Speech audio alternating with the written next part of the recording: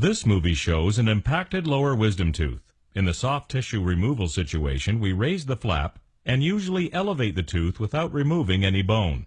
The flap is repositioned and sutured into place. The sutures dissolve and the area heals. This movie shows an impacted lower wisdom tooth. In a partial bony removal situation, we first raise a flap, followed by some bone removal to gain access to the tooth. The tooth can then be removed with elevators. A bone substitute can be placed in the socket to aid in healing. The flap is repositioned and sutured into place. The sutures dissolve and the area heals.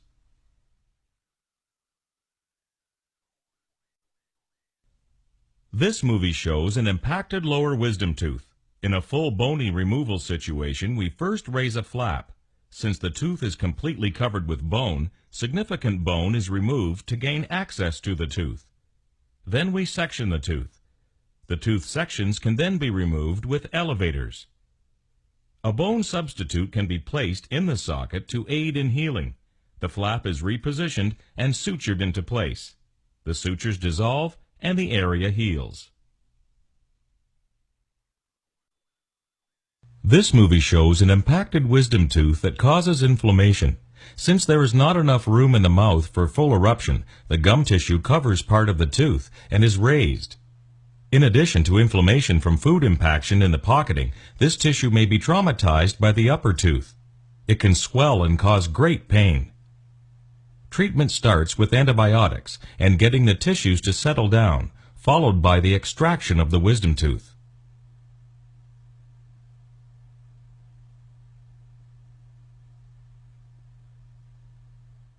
Once the tooth is gone, the gums recede back to normal. If the upper wisdom tooth does not touch a lower tooth, then it should also be removed. It will over-erupt, causing biting problems.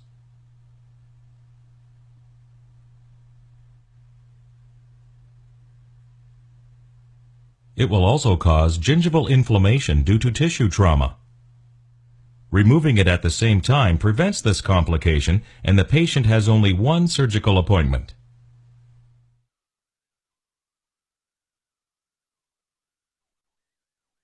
If teeth are crooked, orthodontic treatment such as braces can be used to make them straight again. The last tooth to erupt in the mouth is the wisdom tooth. If there is not enough room for it to erupt, it will put pressure on the teeth and may cause the teeth to become crooked again. Here we see how an impacted wisdom tooth can cause an infection under the soft tissues. The tooth may erupt in a horizontal fashion and stop as it reaches the last tooth. If the surface is broken, the bacteria can move below the tissues and cause an infection, which can result in pain and swelling. This often comes and goes until the tooth is removed. This movie shows the importance of removing wisdom teeth before they cause trouble. Sometimes, as the tooth erupts horizontally, it may be stopped by the molar ahead of it. Here we see in the cross-section that it can continue to erupt and resorb the tooth ahead of it. This in turn may cause pulpal damage in addition to completely destroying the root. Now both the wisdom tooth as well as the tooth ahead of it will need to be removed.